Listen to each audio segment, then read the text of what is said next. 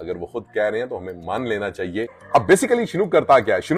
अब यहां पे मैं ये एक चीज और बताता चलूं कि उसके जवाब में मार्क मिलर साहब ने कुछ दिन पहले एक प्रेस कॉन्फ्रेंस की। दो तरह के फैक्टर्स हैं, एक कंट्रोलेबल फैक्टर्स हैं और एक अनकंट्रोलेबल फैक्टर्स हैं। और यहां पे मैं ये भी बताता चलूं कि विजिट वीजा ऑफिसर जो होता है वो आम कैनेडियन नहीं होता, वो बड़ा कंपिटेंट बंदा होता है और उसने, आप ये समझ लें कि मुकाबले का इम्तिहान पास किया होता है।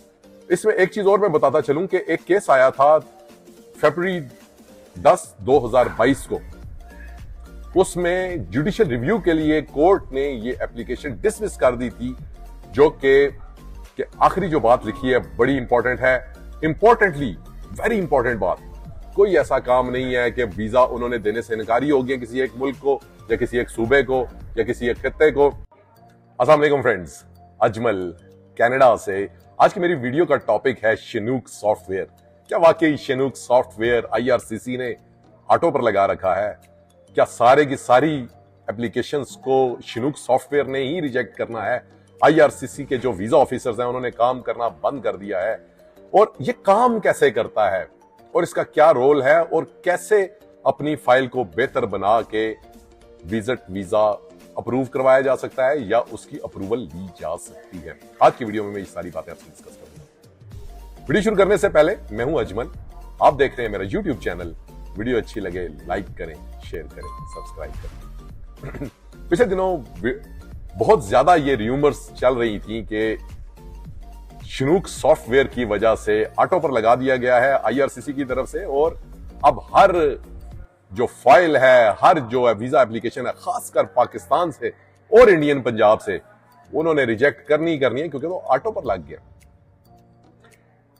अब इसके हवाले से सोशल मीडिया पे एक बहुत ज्यादा प्रोपेगेंडा भी चल रहा है और फेक एजेंट्स तो खैर उनके क्या, मैंने कुछ ऐसे लोगों को भी देखा सोशल मीडिया पे जिनको मैं एक्सपेक्ट नहीं कर रहा था, उन्होंने भी इसके बारे में वो बातें की जो मैं उनसे एक्सपेक्ट नहीं कर रहा था। हकीकत इससे काफी मुख्तलिफ है।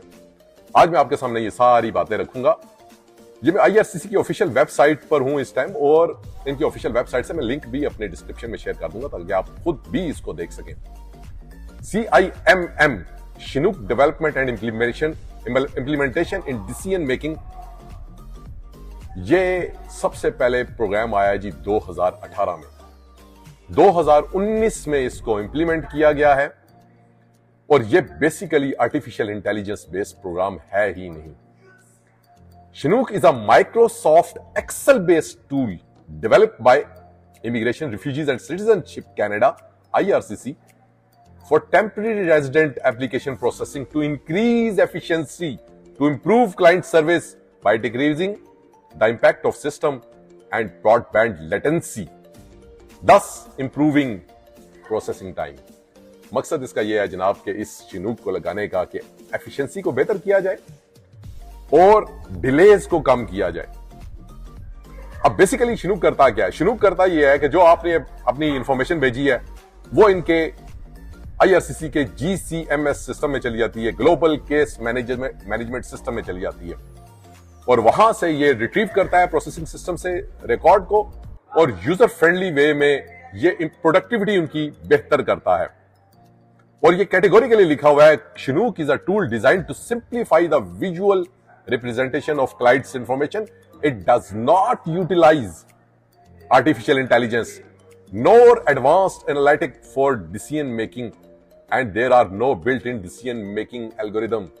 अगर वो खुद कह रहे हैं तो हमें मान लेना चाहिए कि आर्टिफिशियल इंटेलिजेंस नहीं है, ये डिसीजन मेकिंग नहीं करता, ये कोई भी ऐसा काम नहीं, इसमें कोई ऐसी चीज नहीं है जो कि डिसीजन मेकिंग करे। ये चीजें निकाल के तो वीजा ऑफिसर के सामने रख देता है। और फाइनल ये जो इसमें बात लिखी हुई है, Chinook is not a mandatory tool for IRCC officer and does not fundamentally alter the decision making process. ये कोई ऐसा टूल नहीं है जिसको आईआरसीसी के ऑफिसर ने लाजमी यूज करना है। वो कर भी सकता, वो नहीं भी कर सकता।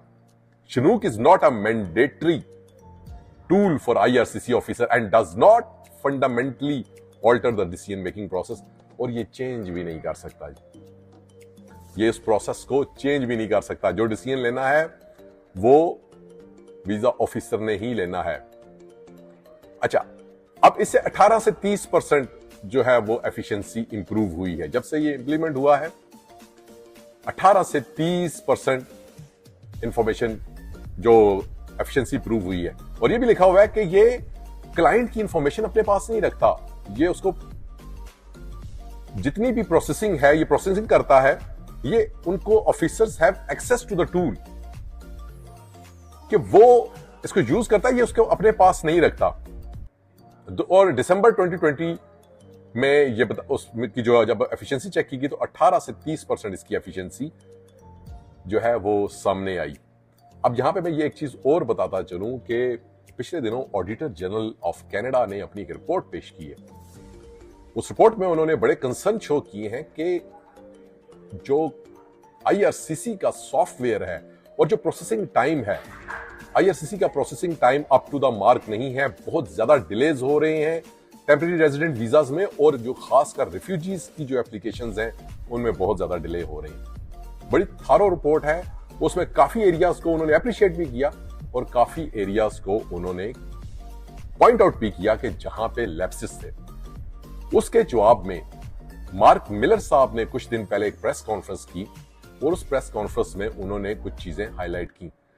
जो ऑडिटर जनरल है उन्होंने इस चीज को भी पॉइंट आउट किया कि जो सिस्टम लगा हुआ है इस टाइम शिनूक का, वो इतना कंपैटिबल नहीं है, इतना अच्छा नहीं है कि जो इस टाइम काम आ रहा है उसके साथ वो कंप्लाई कर सके।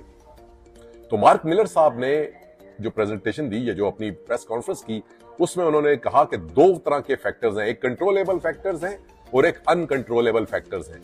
अनकंट्रोलेबल फैक्टर्स वो हैं जिन पे हमारा कोई इख्तियार नहीं है। हमारी जो एक्सपेक्टेशन से ज्यादा एप्लीकेशंस आई हैं, जब से कोरोना खत्म हुआ है इतनी बड़ी तादाद में एप्लीकेशंस आई हैं, और ये किसी एक एरिया से नहीं आई, ये पूरी दुनिया से हजारों लाखों मिलियंस में एप्लीकेशंस हैं। ये हमारे कंट्रोल में नहीं है कि एप्लीकेशंस को हम रोक दें। एप्लीकेशंस लोगों ने बहुत ज्यादा तादाद में भेजी हैं। अब मसला यह है कि जो हमारे सॉफ्टवेयर हैं या जो हमारी फिजिकल स्ट्रेंथ है वो इतनी नहीं है कि वो इतनी सारी एप्लीकेशंस को इकट्ठे प्रोसेस कर सके। अब अगर फर्ज करें शिनूक की कैपेसिटी थी 10 लाख की या 5 लाख की एप्लीकेशन प्रोसेस करने की या उनका डेटा इकट्ठा करने की, तो अगर वो 50 लाख आ गई हैं तो अब वो शिनूक बेचारा क्या करेगा।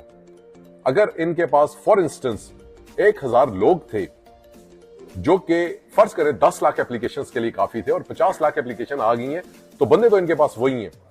तो इसी वजह से इनका जो काम प्रोसेसिंग टाइम बहुत बढ़ गया। और यहां पे मैं ये भी बताता चलूं कि विजिट वीजा ऑफिसर जो होता है वो आम कैनेडियन नहीं होता, वो बड़ा कंपिटेंट बंदा होता है और उसने, आप ये समझ लें कि मुकाबले का इम्तिहान पास किया होता है, तो तब जाके वो बनता है, कोई आम जॉब नहीं होती। फिर मैं बता रहा हूं कि मार्क मिलर साहब ने कहा है कि हम अपने सॉफ्टवेयर को फोकस कर रहे हैं, उसकी कैपेसिटी को और बढ़ाने की कोशिश कर रहे हैं, हम अपनी टीम को बढ़ाने की कोशिश कर रहे हैं, क्योंकि हमारे पास बंदे इस टाइम कम हैं, काम हमारे पास हमारी एक्सपेक्टेशन से ज्यादा आ गया, तो क्वाद से ज्यादा आ गया, तो उसको हम किसी तरीके से कोशिश कर रहे हैं कि चीजों को नॉर्मलाइज करें। और हकीकत यही है कि काम इनकी बिसात से बाहर हो गया।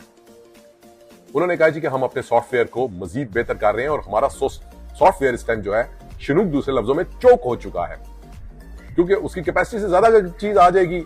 अगर एक बंदे की कैपेसिटी 1 मन वजन उठाने की है और उसमें कोई 10 टन लाद दिया जाएगा तो उसके साथ क्या होगा। वही कुछ इस टाइम शिनूक के साथ हो रहा है और इन पूरे डिपार्टमेंट के साथ यही हो रहा है और पूरी दुनिया से इनको बातें भी सुनने को मिल रही हैं। अच्छा, इसमें एक चीज और मैं बताता चलूं कि एक केस आया था फरवरी 10, 2022 को। उसमें जुडिशियल रिव्यू के लिए कोर्ट ने ये एप्लीकेशन डिसमिस कर दी थी जो कि शिनूक के हवाले से थी, सॉफ्टवेयर प्रोग्राम के हवाले से थी, लेकिन रिव्यू बोर्ड ने इसको डिसमिस कर दिया था ये कह के कि ये डिस्प्यूट है ही नहीं दोनों पार्टी के दरमियान, यानी कि जो एप्लीकेंट था उसमें और आईआरसीसी के दरमियान। उन्होंने कहा ये डिस्प्यूट ही नहीं है, तो शिनूक के हवाले से उन्होंने ये एप्लीकेशन को ही डिसमिस कर दिया था। मोस्ट प्रोबेबली उन्होंने शिनूक को सामने रख के तो शायद कोई अप्लाई किया था, रिव्यू किया की एप्लीकेशन दी थी। और आखिर में मैं बताता चलूं कि आखिरी जो बात लिखी है बड़ी इंपॉर्टेंट है इंपॉर्टेंटली, वेरी इंपॉर्टेंट बात, visa refusal and approval rates will very from year two year. ये साल ब साल वेरी कर सकते हैं, ये चेंज हो सकते हैं, होते हैं। It is up to the applicant to satisfy the IRCC officer. ये एप्लीकेंट की जिम्मेदारी है जनाब। मैं अगर अप्लाई कर रहा हूं वीजा के लिए, ये मेरी जिम्मेदारी है कि मैंने मुतमईन करना है। वीजा ऑफिसर की जिम्मेदारी नहीं है कि वो मुतमईन हो, मैंने उसको मुतमईन करना है। They meet the requirement for the visa और परमिट दे सीक। मुझे अपनी जिम्मेदारी पूरी करनी है उसको मुतमईन करने के लिए कि मैं अगर वीजा के लिए अप्लाई कर रहा हूं या परमिट के लिए अप्लाई कर रहा हूं तो ये मेरी जिम्मेदारी है कि मैं उसको मुतमईन करूं। All applications are considered on case by case basis based on the specific facts presented by the applicants. शनूक does not fundamentally alter the decision making process. फिर उन्होंने कहा है जी कि ये एप्लीकेंट की जिम्मेदारी है कि वो अपने आप को साबित करे कि उसका केस मजबूत है। जो भी है वो ग्राउंड्स अपनी दे रहा है, ये उसकी जिम्मेदारी है कि वो अपना केस प्रूव करे, ना कि ये वीजा ऑफिसर की जिम्मेदारी है। और शनूक का कोई काम नहीं है कि वो डिसीजन को चेंज नहीं करता। अल्टीमेट जो अथॉरिटी है वो वीजा ऑफिसर है जिसने केस का फैसला करना है, और वही वीजा ऑफिसर केस का फैसला करता है। बात प्रॉब्लम यहां पे है कि लोगों ने बगैर तैयारी के अप्लाई किया है और बगैर तैयारी के फिर वही होना था जो हो रहा है।